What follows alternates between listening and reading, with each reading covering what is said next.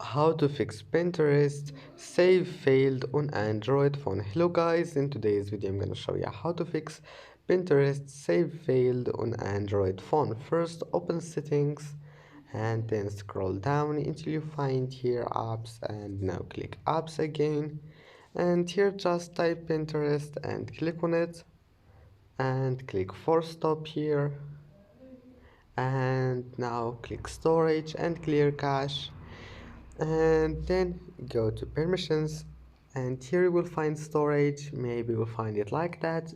Just make it allow it, and that's it. Now your problem must be fixed, and if that doesn't fix it, just check if there's an update for Pinterest and update your Pinterest, and that's it for today's video. Don't forget to like and subscribe, and thank you for watching this video until the end, and see you in the next video.